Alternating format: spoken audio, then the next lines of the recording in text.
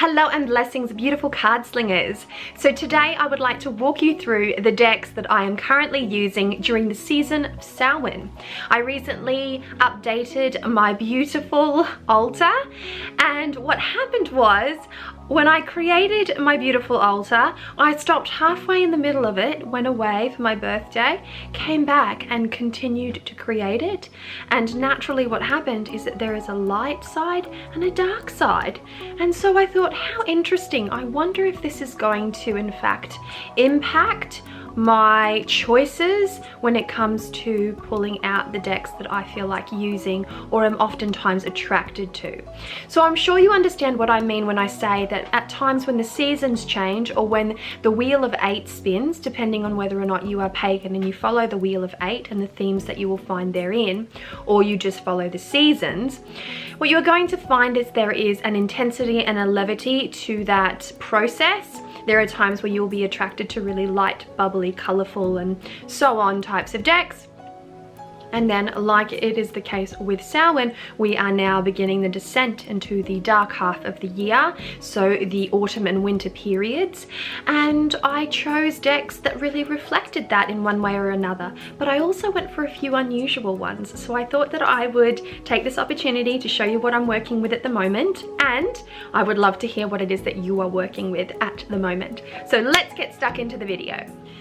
So it's been a little while since I've reached for this one, but it is an oldie and a goldie. It's a deck that has for the longest time just lured me in with its intensity. And I'm of course referring to the Marielle Tarot. Some people say Marielle Tarot. For some reason I say Marielle Tarot, and we're just gonna go with it. So this is the back. We've got the double Ouroboros on the back. This is a glossy deck. Here it is, and it's created by Mary White. And so the images within this deck are certainly not traditional.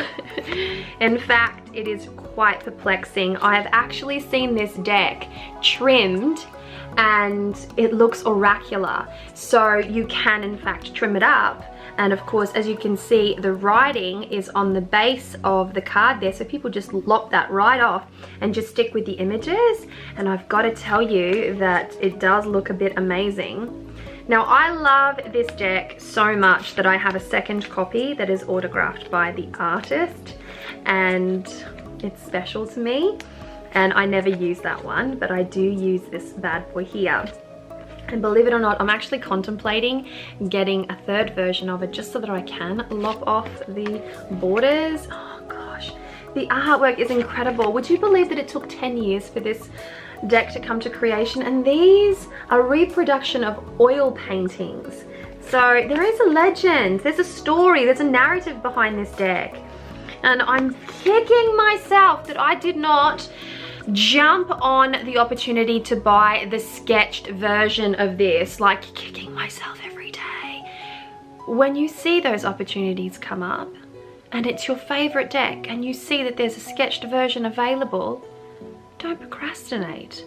Don't find yourself in this place of regret. Just go and get it, because you will be regretting it like I am later on. The next deck that I have for you is the Tarot of the Hidden Realm. And this is Julia Jefferies, aka the Stone Maiden artwork, and Barbara Moore did the guidebook. Fun fact, it's a borderless facey deck. That's not the fun fact, but this is actually the only deck that I have edged myself. So you will see that it has been moderately edged, and I've edged it in monochromatic type of watercolor. And the reason why I did that is because I didn't want to wipe, texture off my cards. But I absolutely love this deck. It is so beautiful. As soon as this came out, I had it on pre-order. As soon as it came out, I remember going away to the Gold Coast and just looking at the deck, and I would hold it in my hand like this and look at it like it was like a foreign object, like a mystical, magical object, and I would be like, you're so beautiful, you're so beautiful. And it still holds true to this day. Like, it is such a beauty of a deck. It's very fey.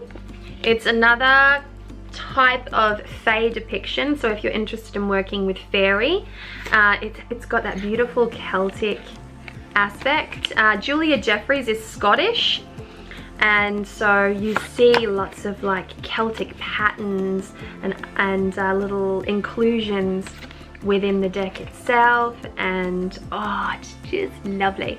Hang on, it's going out of focus. There we go. There we go.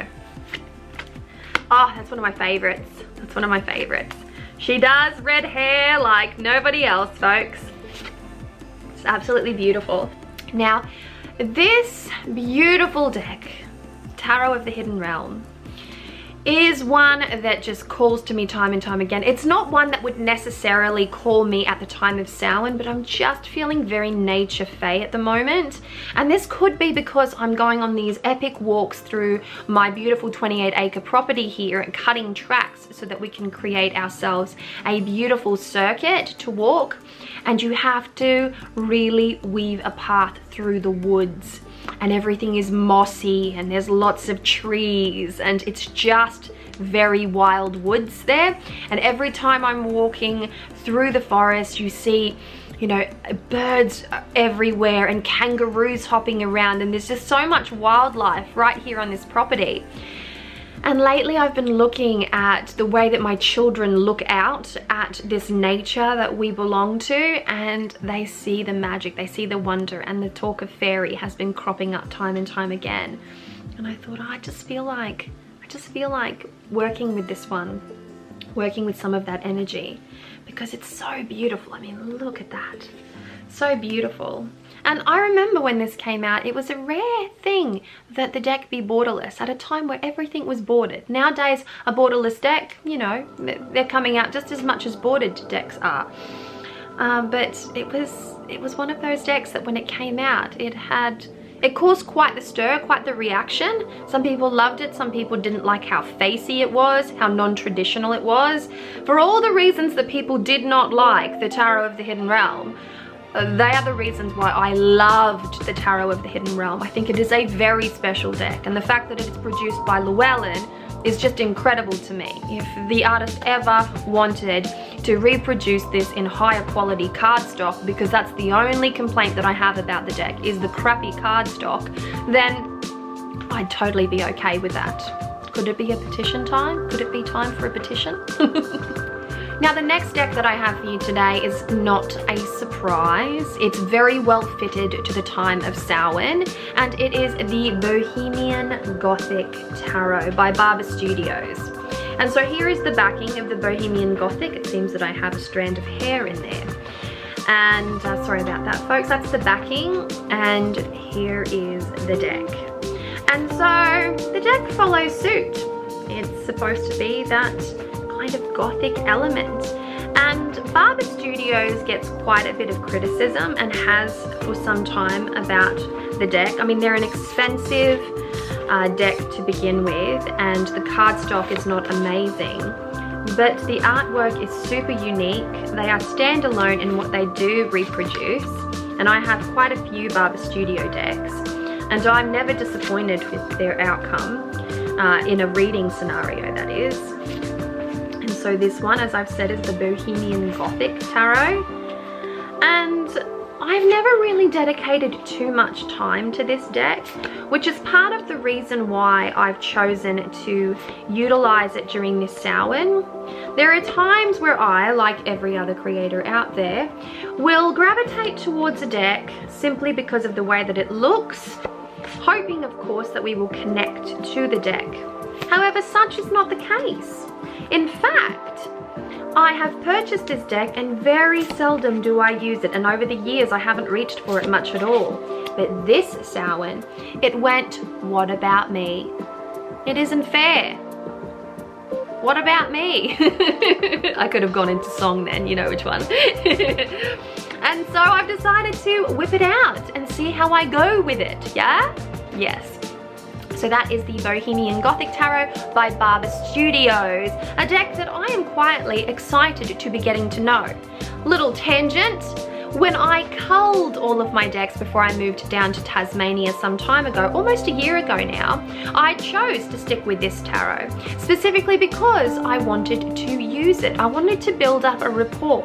Well, this is me doing just that, building up a rapport, in which case I no longer feel regretful for having this deck in my collection, the Bohemian Gothic that is, and letting go of some of the other titles that I let go of when I was doing that cull, because that was a stressful time, folks. If you've ever had to cull your tarot collection, it's a stressful time. It's a stressful time. Now, many of you will know by now the love that I have in my heart for soul cards, and that love is a love that never wanes. And so this season of Samhain, I chose to put away Soul Cards 1, which in my deck collection has the blue backing, and I've decided to grab out Soul Cards 2. Yes. Now, it has always been my opinion that Soul Cards 1 has a more masculine energy and Soul Cards 2 has a more feminine energy. This has nothing to do with the color palette, but more so the actual artwork. And you will see what I mean as I begin to flick through. So Soul Cards 2 is probably my favorite of the two soul cards, but if I could, I would probably mix and mingle some of the artwork. That is upside down, and for that I do apologize. And so there is so much beauty, there is so much interesting, wonder. Look at that. That's the web weaver. Oh, too beautiful. There's just something a little bit extra. Is this upside down? No, that's right. This is my favorite card to depict ancestors. Like, look at that. Ancestor. I just love it. There is just something super interesting about soul cards, and it's not that I jive with every single image, because I do like a really elegant artwork, if I'm being entirely truthful. The deck that I'm going to be showing you next, that's my style of artwork. And so what I find within this one is that the artwork is so rudimentary, it's so primal, it's so just there, and it gets you into this alternative mindset where you can just let go of all these preconceived notions, trying to look for the structure, trying to look for the image, and your mind just kind of relaxes and you can go into it very intuitively, which is exactly why the deck has been created. So Soul Cards 1 and 2 are designed without a guidebook, and it is designed for you to be able to work with your intuition to help to decipher the meanings of the cards. There is no right or wrong way. When Deborah Knopf Chapman made this deck, she went at it from like a touch drawing perspective, and I do love it, and I'm very blessed to have been able to write an article about soul cards for one of Deborah Knopf Chapman's blogs, and I am catching up with her soon to discuss a new Oracle Tarot project, so very exciting. And that is Soul Cards 2. That's the backing of Soul Cards 2. And as I was saying, the backing of Soul Cards 1 is this color, is this exact backing but blue rather than the maroon. So really, really lovely. A deck to work with, very intuitive. And now the last one that I'm going to show you, the last deck that I'm going to show you, and yes, I only have 5 that I'm working with, but hear me out. I've got a much smaller desk or altar that I'm working upon, and usually I have oodles and oodles of decks, you know, lingering around in use, but this time I've rather restricted myself. But I'm going to show you this next deck, because this next deck, I'm reaching for it now, sorry to get close and intimate with you, but this next deck actually took me by surprise. So I've had some resistance for some time, but I'm still working with it. So here is the backing. And the name of this deck is the Heal Yourself Oracle cards, or Heal Yourself reading cards. Just wait one damn minute while I reach for the box. Here it is. Heal Yourself Reading Cards by Ina Segal, Intuitive Guidance to Transform Your Soul. That is the box. It is created by Rockpool Publishing, which is an Australian publishing house. And here is the artwork. Now remember what I was saying to you. This is the artwork that really speaks to me. There is something stunning about this artwork. I absolutely love the artwork. Now, yes, it is a deck that lacks diversity, not in as in gender or even in skin color, not that type of diversity, but like voluptuousness, different sized bodies. I don't know, there's just something about it that's lacking, and yet it's still an incredible deck to work with. Can I get it to focus? Sorry about that. Yes. So the artwork is amazing. The healing messages that come from this, look at that, that come from this guidebook or the companion book to the deck is absolutely incredible. I cannot tell you how many times I have pulled a card for another person or pulled a card for myself and just been absolutely blown away. Now, typically I'm not into like healing messages. That's not my bag. That's not what I go for. But I really gravitated towards some, I really gravitated towards this deck. And I remember being in the Crystal Ball bookstore, just looking at it, reading the title, which I felt was just not my bag, and really talking to my spirits in that moment, going, oh. And I remember Angie, she walked up to me at the time, she was the owner of the Crystal Ball bookstore, and said, are you having a conversation with your guides? I said yes, but I had to get out of my own way, and I can honestly say that this deck has blown my mind. It is so good. It is so good. I don't want to say it, but it's so good. Like it's so good. It's so good. I started working with it when I was up north, and I was pulling cards every day for my Coven up north. They were blown away. They were blown away, and I was like, I know. And we started having these conversations where it's like, who would have thought like this? I know. And it was igniting this transformative phase in our lives, collectively and individually. We were all journaling about it really hard and experiencing the cards in each and every day with this sense of like primal purpose. It was absolutely incredible. And then most recently, during a live campfire session with the Coven here, I pulled some cards for those who were able to attend the live Coven session, and the very first one that I pulled was just like bang on, like so bang on, and I was like, what? Amazing. So that is the Heal Yourself reading cards, published by Rockpool and created by Ina Segal. And that brings us to the end of this little tarot oracle show and tell. Now, I have some unboxings that I need to do for some decks that I'm very excited about, and I would love to be able to share those unboxings with you. So that will be my next video here for you beautiful card slingers, is an unboxing of another Freya's Daughter deck. So stay tuned for that unboxing, and I will be chatting to you soon. Please let me know down below, however, what decks you are working with right now. I asked the question in the beginning, and I hope you haven't forgot it. So be sure to mention what deck is rocking your world, what season you may be in, what decks, Oracle, Tarot, Lenormand, or other divination tools you are gravitating towards right now. So let me know. Mwah!